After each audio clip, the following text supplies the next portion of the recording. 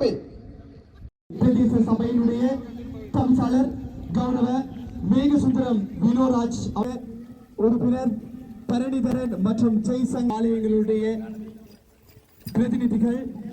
விளையாட்டுக் கழகமானது ஒரு கிழக்கு மாகாணத்திலே என்று பெயர் சொல்லக்கூடிய அளவுக்கு பாடசாலை மட்ட போட்டிகளிலும் எமது மாவட்ட மட்டம் விளையாட்டுத்துறை அமைச்சினால் நடத்தப்பட்டுகின்ற போட்டிகளிலும் பல மாகாண ரீதியான பதக்கங்களை பெற்று எமது பிரதேசத்துக்கும் எமது மாவட்டத்துக்கும் கிழக்கு மாகாணத்தில் ஒரு பெருமை சேர்க்கின்ற ஒரு கழகமாக நியூட்டன் விளையாட்டுக் கழகம் திகழ்ந்து கொண்டிருக்கின்றது. இந்த கண்ணகி அரங்கு என்பது பட்டிருப்பு தொகுதியிலே ஒரு 400 மீட்டர் மைதானத்தை உள்ளடக்கிய ஒரு மைதானமாக இன்று ஒளிபெற்றிருக்கின்றது. அந்த வகையில் நான் இந்த மைதானத்தை இந்த விளையாட்டுக் கழகத்தின் ஆரம்பகால உறுப்பினராக இருந்தும் நியூட்டன் விளையாட்டுக் கழகம் 5 தசாப்தங்களுக்கு மேலாக இந்த கிராமத்திலே இருந்தாலும் இந்த பிரதேசத்திற்கும் மாவட்டத்திற்கும் மாகாணத்திற்கும்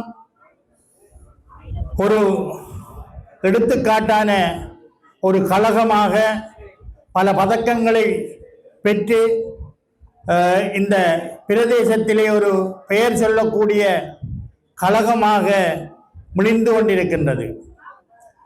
இந்த கிராமத்திலே ஒரு மைதானம் வேண்டும் என்றதற்காக நாங்கள் பழையவைகளை மறந்துவிடக்கூடாது. நான் நினைக்கின்றேன் இந்த மைதானம் உருவாவதற்கு சிவனேசதுரை சந்திரகாந்தன் பிள்ளையார் அவர்கள் தான் அவருடைய மாகாண சபை முதலமைச்சராக அவர் இருந்த காலத்திலே பிள்ளையார் சொல்லிடப்பட்டது என்பதை நாங்கள் அனைவரும் நினைவு கூற வேண்டும்.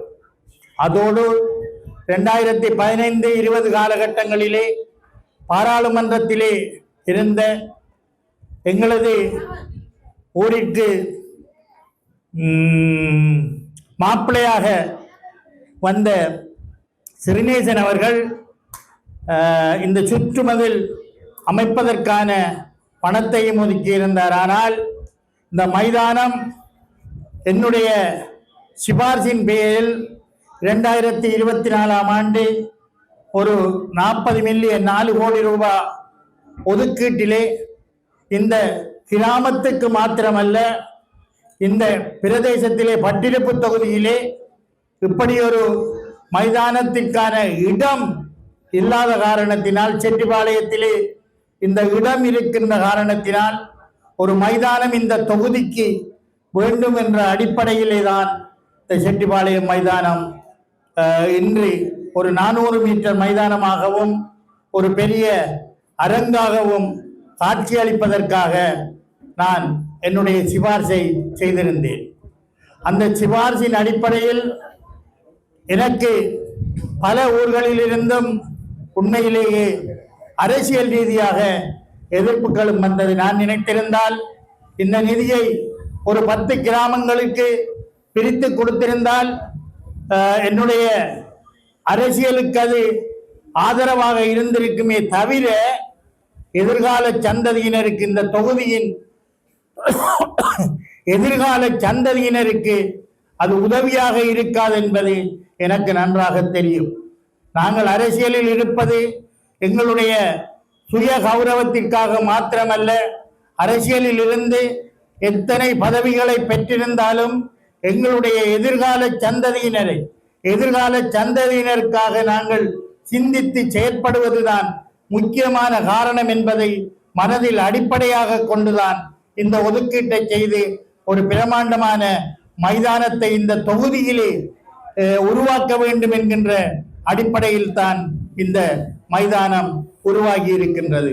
உண்மையிலேயே நான் எந்த அளவிற்கு சிபார்சு செய்து இந்த பணத்தை ஒதுக்கி இருந்தாலும் நியூட்டன் விளையாட்டுக் கழகத்தின் தற்போதைய தலைவர் வேணுகோபால், அதனுடைய நிர்வாகிகள் அவர்களது அயராத முயற்சியினால் தான் எத்தனை கோடி பணம் ஒதுக்கப்பட்டிருந்தாலும் அந்த பணத்தை அந்த பணத்தை சரியான முறையிலே முகாமைத்துவம் செய்து தங்களுடைய மனித வளத்தையும் அதில் பயன்படுத்தி இப்படியான ஒரு அரங்கை இந்த பகுதியிலே உருவாக்கி இருக்கின்றார்கள் என்றால் என்னை விட நியூட்டன் விளையாட்டு கழகத்தினருக்குத்தான் இதற்கான பங்கு கூடுதலாக இருக்கின்றது என்பதை நான் இவ்விடத்திலே கூறிக்கொள்ளத்தான் வேண்டும். இருந்தாலும் இந்த மைதானம் அமைய பெற்றிருக்கும் இடம் என்பது வயல்வெளியை அண்டியதும் வயல்வெளி வேளாண்மை வெட்டு முடிந்ததும் மாடுகள் மேய்வதும் மழை காலத்திலே மாடுகள் உள்வட்டு இந்த மைதானத்தை ஒரு ஒரு ஒரு ஒரு ஒரு கடினப்பந்து விளையாடக்கூடிய ஒரு மைதானமாக இருக்கின்றதை ஒரு சீரழிக்கக்கூடிய ஒரு நிலைமை இருக்கின்றது. எனவே பாராளுமன்ற உறுப்பினர் இருக்கின்றார், அதே நேரத்திலே மண்முனை தென்னறிவில் பற்றி பிரதேச சபையின் தவிசாளர் வருவதாக இருக்கின்றார். அவருடன் பேசுவோம், பேசி இந்த மைதானத்தை ஒரு அறிக்கைப்படுத்த வேண்டும் என்பதும் ஒரு முக்கியமான கடமையாக இருக்கின்றது. ஏனென்றால் அப்போதுதான் இந்த மைதானம் முழுமை வரும் என்பதை கூறிக்கொண்டு நான் நினைக்கின்றேன். இந்த வேளையிலே நீண்ட நேரம் பேசிக்கொண்டிருக்காமல் விளையாட்டுகளை தொடங்க வேண்டிய ஒரு நேரம், கால சூழ்நிலை, சூரிய பகவான் கடும் வெப்பநிலையில் இளைஞர்கள் விளையாட இருக்கின்றார்கள், மேலும் அதிதிகள் உரையாற்ற இருக்கின்றார்கள். எனவே உங்கள் அனைவருக்கும் குறிப்பாக நியூட்டன் விளையாட்டு கழகத்தினருக்கு என்னுடைய மனமார்ந்த நன்றியை கூறிக்கொண்டு விடைபெறுகின்றேன். தொகுதியை பொறுத்தமட்டில் இப்படி ஒரு அரங்கம் தேவை இருக்கின்றது, அது நிறைவேற்றப்பட்டிருக்கின்றது. அதற்காக அதனை அமைத்து கொடுத்த கோவிந்தன் கருணாகரன் அவர்களுக்கு எனது பாராட்டுகளையும் வாழ்த்துக்களையும் தெரிவித்துக் கொள்கின்றேன். உண்மையில் எனக்கும் கடந்த காலத்தில் 2015-20ஆம் ஆண்டு காலத்தில் காசுகள் வந்தன. ஆனால் பல்வேறு விளையாட்டு கழகங்களும் வந்து தங்களுக்கு தர வேண்டும் என்று கேட்டதன் காரணமாக, பங்கு போட்டதன் காரணமாக, குறிப்பாக சொல்ல போனால் ஒரு 70 கோடி ரூபாய் காசு ஒவ்வொரு கட்டமாக வந்து கொண்டிருந்தது. ஆனால் எல்லோருக்கும் அதனை பிரித்து கொடுக்க வேண்டும் என்ற அடிப்படையில் 20, 10, 30 ஆரையம்பதி அந்த பாடசாலைக்கு பக்கத்தில் இருக்கின்ற கிரவுண்ட்ஸுக்கு கட்டாயம் ஒரு வேலி அமைத்து தர சொல்லி சொன்னார்கள். 30 கோடி ரூபாயை 30 லட்சம் ரூபாயை போட வேண்டி வந்தது. அதே போன்றுதான் 10 லட்சம் கொக்கட்டிச்சோலை, சில்லிக்கொடியாறு, பனையறுப்பான், அதே போன்று பல்வேறு இடங்களிலும் இந்த கிரவுண்ட்ஸ் அமைக்கின்ற தேவைகள் இருந்தபடியால் பிரித்து கொடுத்தபடியால் ஒரு உருப்படியாக ஒரு பெரிய விடயத்தை செய்ய முடியாமல் போய்விட்டது. அதே போன்றுதான் இங்கும் கோதாசன் அவர்கள் நினைக்கின்றேன் அணுகி தங்களுக்கும் ஒரு பங்களிப்பை தரும்படி கேட்டார். அதுல அந்த நேரத்தில் ஒரு 10 லட்சம் ரூபாய் கொடுக்கக்கூடியதாக இருந்தது. பெரும்பாலும் கொடுக்காது விட்டாலும் அது ஒரு பிள்ளையாக போய்விடும் என்பதற்காக பிரித்து கொடுத்ததன் காரணமாக சில இடங்களில் பாரிய அளவான சில வேலைகளை செய்ய முடியாமல் போய்விட்டது. அரங்கங்கள் அமைக்கப்பட்டிருக்கின்றன, ஆனால் அந்த கிரவுண்ட்ஸுக்கு உரிய அளவுக்குத்தான் அமைந்திருக்கின்றது.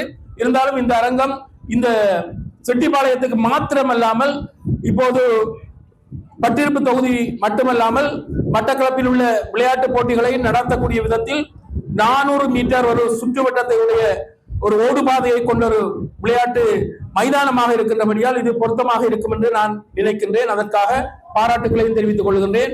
உண்மையில் இங்கு பேசப்படுகின்ற 2 கழகங்கள், கழுதாவளையிலும் ஒரு கழகம் பேசப்படுவது போன்று இங்கும் நியூட்டன் விளையாட்டு கழகம் பல சாதனைகளை படைத்த கழகம்.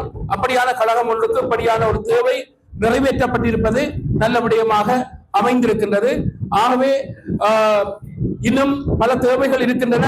இப்போது இருக்கின்ற அரசாங்கத்தை பொறுத்தமட்டில் கடந்த காலங்களில் கொடுப்பது போன்ற நிதியை அள்ளி கொடுக்கின்ற அரசாங்கம் அல்ல, கிள்ளி கொடுக்கின்ற அரசாங்கமாக இருந்து கொண்டிருக்கிறது. அதாவது கடந்த காலத்தில் பெற வேண்டிய 10 மில்லியன் பணம் கூட எங்களுக்கு கிடைக்கவில்லை. இந்த முறை ஒரு 10 மில்லியன் 1 கோடி ரூபாய் கிடைத்தது. அதனை பிரித்து கொடுக்கின்ற போது பெருந்தொகை கொடுக்க முடியாத நிலையில் ஒரு 7 லட்சம் ரூபாயைத்தான் கோயிலுக்கும் வைத்தியசாலைக்குமாக போடக்கூடியதாக இருந்தது. இனி வருகின்ற காலங்களில் எப்படி அமையப்போகின்றது என்று தெரியாது. எனவே அந்த அமைப்புகள் அல்லது கிடைப்புகள் இருக்குமாக இருந்தால் நீங்கள் எதிர்பார்க்கின்ற அந்த வேலியை அறிக்கைப்படுத்த வேண்டும் என்ற விடயம் இருக்கின்றது. அதே போன்று உங்களுக்கு வட்டார உறுப்பினர்கள் 2 இருக்கிறார்கள் நினைக்கின்றேன். 2 உறுப்பினர்கள் இருக்கின்றார்கள். அதையும் விட இன்னும் சொல்ல போனால் உங்களோட பிரதேச சபையின் தவிசாளர் இருக்கின்றார். ஆகவே இப்படியான விடயங்களையும் பயன்படுத்தி இதற்குரிய தேவைகளை நிறைவேற்றிக் கொள்ள வேண்டும் என்று கேட்டுக்கொள்கின்றேன். உண்மையில் விளையாட்டு என்பது மிக முக்கியமானது. இப்போது அடிக்கடி சொல்லப்படுகின்ற விடயம் கடும் வெயிலாக இருக்கின்றபடியால் அடிக்கடி நீர் பருகிக் கொள்ள வேண்டும் என்று சொல்லுகின்றார்கள். அதிலும் சொல்லுவார்கள் இந்த விளையாட்டு என்பது கட்டாயம் விளையாடித்தான் ஆக வேண்டும். அதில் சொல்லுவார்கள் ஒரு 4 வகையான நோய்களுக்கு ஒரு நிவாரணியாக விளையாட்டுகள் இருக்கின்றன. ABCD என்று சொல்வார்கள். ஏ என்று சொன்னால் எஸ்மான்னு சொல்வார்கள். இந்த எஸ்மாவுக்கும் கூட உடற்பயிற்சிகள் தேவைப்படுகின்றது. பி என்று சொல்வது பிளட் பிரஷர், அதுக்கும் பயிற்சி தேவைப்படுகின்றது. சி என்று சொல்வது கொலஸ்ட்ரால், டி என்று சொல்வது டயபெட்டிக்.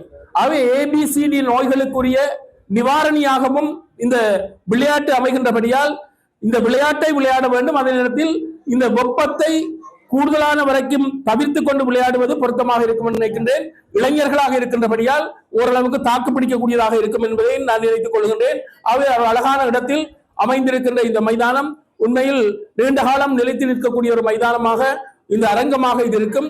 ஆகவே இது உங்களுக்கு பெருமை சேர்க்கின்ற ஒரு அரங்கமாகவும் இருக்கும் என்பதை கூறிக்கொள்வதோடு இந்த மைதானத்தை பயன்படுத்தி நீங்கள் மாவட்டத்தில் மாத்திரமல்லாமல் மாகாணத்தில் மாத்திரமல்லாமல் அகில இலங்கை மட்டத்திலும் சாதனை புரிகின்றவர்களாக மாற வேண்டும். இப்போது தொழில் வாய்ப்புகளுக்கு கூட இந்த PT மூலமாக பெறப்படுகின்ற தேசிய மட்ட ஆவணங்கள் அல்லது சான்றிதழ்கள், மாகாண மட்ட சான்றிதழ்கள் PT ஆசிரியர்களாக வருவதற்குரிய வாய்ப்பாக இருக்கின்றபடியால் மைதானத்தை பயன்படுத்தி விளையாட்டிலும் சரி அல்லது அந்த அத்லெட்டிக் நிகழ்வு என்று சொல்வார்கள், சுவட்டு நிகழ்வுகள், மற்றது மைதான நிகழ்வுகள் என்று இருக்கின்றன. அவற்றிலும் சாதனை படைத்து எதிர்காலத்தில் நீங்கள் சாதனையாளர்களாக இந்த கிராமத்தை எடுத்துக்கொண்டால் அநேகமாக சித்திரம், அதாவது இந்த ஆர்ட் என்று சொல்வார்கள், ஆர்ட் டீச்சர்ஸ் மூலமாக நிறைய ஆசிரியர்கள், சித்திர ஆசிரியர்கள் உருவாக்கப்பட்டிருக்கின்றார்கள். இங்கிருக்கின்ற ஆசிரியர்களின் திறமை காரணமாக உருவாக்கப்பட்டிருப்பது போன்று இந்த விளையாட்டையும் பயன்படுத்தி கூடுதலான விளையாட்டுத்துறை உத்தியோகஸ்தர்களை உருவாக்குவதற்கு இது ஒரு களமாக தளமாக அமைய வேண்டும் என்பதை கூறி